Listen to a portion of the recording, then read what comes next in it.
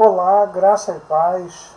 Estamos aqui para mais um vídeo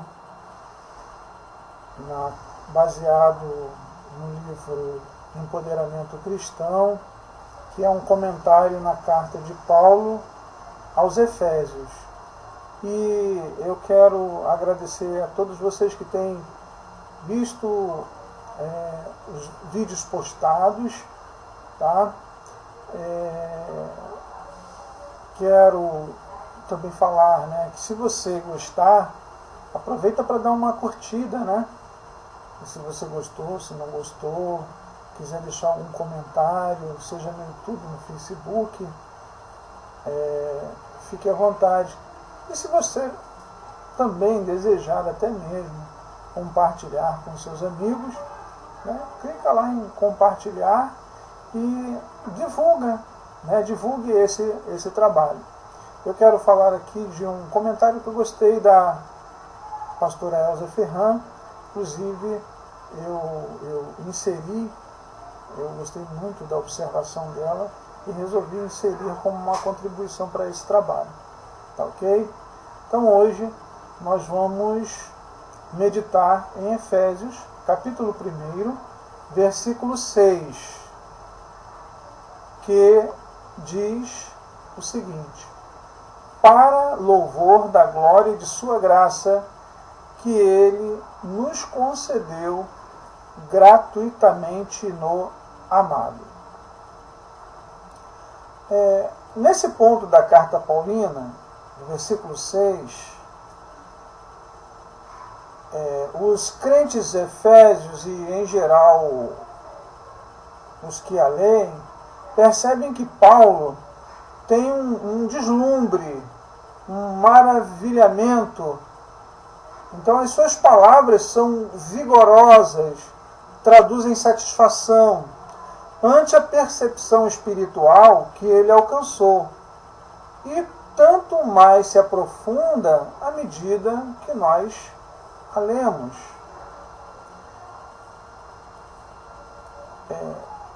A eleição e predestinação e todas as demais bênçãos destinadas a nós igrejas são para nossa alegria. São bênçãos. Mas, ainda que sejamos tão abençoados por Ele, tudo que chegamos a ser, tudo que seremos e tudo que ainda alcançaremos é para o seu louvor e glória de sua graça. Deus é generoso para com o crente, porém trabalha para a sua própria satisfação através do amado. Amado é um título messiânico de Jesus Cristo. Nós vemos em Mateus 3,17, que escreveu o seguinte: eis que uma voz dos céus dizia: este é o meu filho amado, em quem me comprazo. Também em Mateus 17,5, e estando ele ainda a falar, eis que uma nuvem luminosa os cobriu, e da nuvem saiu uma voz que dizia: este é o meu filho amado, em quem me comprazo, escutai-o.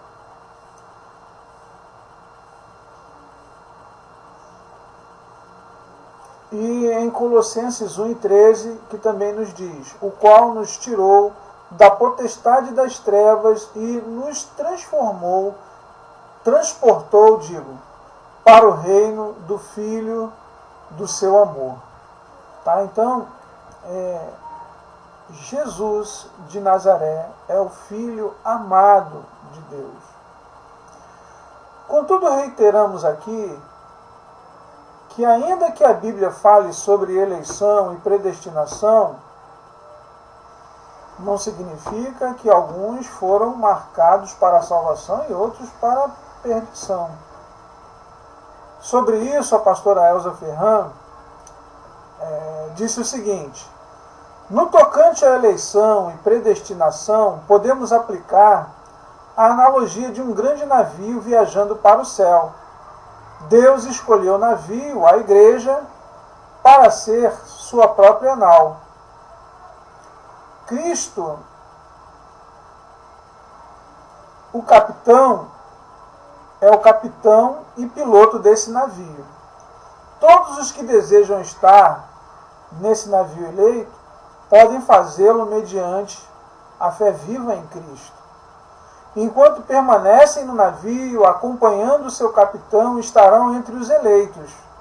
Caso alguém abandone o navio, seu capitão deixará de ser um dos eleitos.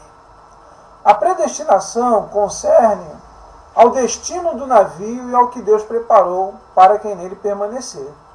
Deus convida todos a entrar a bordo do navio eleito mediante Jesus Cristo. O Deus eterno é absolutamente justo e também soberano, porém agindo de acordo com a sua natureza justa, não com caprichos. A vontade soberana de Deus é que todos venham ao arrependimento. Ele não tem prazer no triste destino do perverso, irreligioso e descrente. Entretanto, a sua vontade permissiva não intervirá na vontade humana, violando o próprio ser, a própria pessoa, por ele criado e dotado de poder de decisão. Tá? No Salmo 19, o poeta, o salmista, contempla os céus e adora a Deus. Ele vê o caminho do sol e se alegra em Deus. Ele percebe que há uma harmonia em tudo isso, e tal harmonia pode ser encontrada na vontade de Deus expressa em sua lei. Apesar da harmonia necessária que deve haver entre o homem e ele mesmo, e entre ele, Deus, e entre ele e o próximo, quase sempre o homem não consegue se adequar à vontade de Deus. Mesmo diante do testemunho eloquente da natureza e da sua própria consciência, ele prefere os seus próprios caminhos, seus próprios caprichos, o seu pecado. A isso os estudiosos chamam de depravação geral. Tá? Essa depravação significa que o homem foi completamente afetado no seu pecado, no pecado original, de maneira que ele fica comprometido em fazer a vontade de Deus. Tá? Paulo fala em Romanos 1, do capítulo 1, do versículo 18 ao 26, né, sobre essa depravação geral. Porque do céu se manifesta a ira de Deus sobre toda a impiedade e injustiça dos homens, que detêm a verdade em injustiça, porquanto que de Deus se pode conceder, neles se manifesta, porque Deus lhe o manifestou. Porque as suas coisas invisíveis, desde a criação do mundo, tanto o seu eterno poder como a sua divindade, se entendem e claramente se veem pelas coisas que estão criadas, para que eles fiquem inexcusáveis, porquanto, tendo conhecido a Deus, não glorificaram como Deus, nem lhe deram graças, antes em seus discursos se desvaneceram, e o seu coração insensato se obscureceu. Dizendo-se sábios, tornaram-se loucos e mudaram a glória do Deus incorruptível em semelhança da imagem do homem corruptível, e de aves, e de quadrúpedes, e de répteis. Por isso também Deus os entregou às concupiscências de seus corações, à imundícia, para desonrarem seus corpos entre si, pois mudaram a verdade de Deus em mentira e honraram e serviram mais a criatura do que o Criador, que é bendito eternamente. Amém. Por isso Deus abandonou as paixões infames, porque até as suas mulheres mudaram o uso natural, no contrário à natureza. Está aí a citação de Paulo. Bom, após essa breve digressão, voltemos a falar sobre a satisfação divina. Aqui alguns atos de Deus relacionados à salvação devem ser considerados para que possamos entender um pouco da satisfação divina. Do ponto de vista da sabedoria e da ciência divina, a eleição e filiação a qual os crentes foram predestinados é um ato da economia divina, pois ele elaborou um plano de redenção. Fica claro que não quis destruir o ser humano, e se não destruiu, antes preferiu redimi-lo. Podemos entender que em seu supremo conselho de sua vontade, optou economicamente. Logo, essa economia lhe gera louvor, como um trabalhador que ao fim de sua obra fica satisfeito de sua própria realização. Isso nos faz lembrar, de Isaías 53:11, que diz o seguinte: ele verá o fruto do trabalho da sua alma e ficará satisfeito com o seu conhecimento. O meu servo, o justo, justificará muitos, porque as iniquidades deles levará sobre si. Temos aí um registro da satisfação divina. Deus não apenas se satisfez com a criação do ser humano, mas com a sua redenção também. Ainda que essa redenção, com todo o seu pacote, seja um ato generoso da graça divina, isso não significa que ela não lhe custou nada.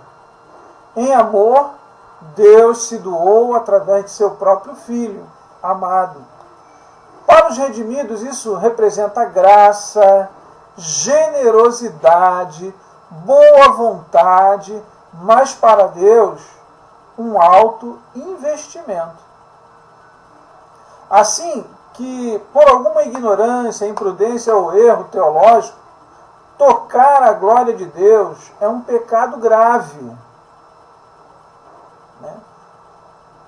É muito sério essa questão em que, às vezes, alguém começa a trabalhar para Deus e ele vai perdendo o temor, dada a familiarização com a sua obra. Como no caso de Uzá, que quando estava transportando ali a arca, ele estendeu a mão para que a arca não caísse. Então essa familiaridade, pode surgir o desejo de cobiçar aquilo que pertence a Deus. E isso é muito perigoso. Então, atribuir a redenção, a mediação e demais bênçãos a outra pessoa que não seja o amado, ou seja, Jesus Cristo, é se colocar debaixo do juízo divino. Isso é muito sério. Pois Deus não permite repartir a glória de sua graça e o louvor de seus atos com ninguém. Ninguém com boas obras, e nem tampouco com imagens de escultura. Como está lá escrito em Isaías 42:8. Eu sou o Senhor, este é o meu nome. A minha glória, pois, a outrem não darei, nem o meu louvor às imagens de escultura. O trabalho divino opera para a sua própria satisfação, isto é, para o louvor da sua glória e graça, ou para o louvor da glória de sua graça. Então nós ficamos por aqui e curta, deixe seu comentário, compartilhe. Muito obrigado a todos, amigos, e que Deus te abençoe em Cristo Jesus, rica e abundantemente. Amém.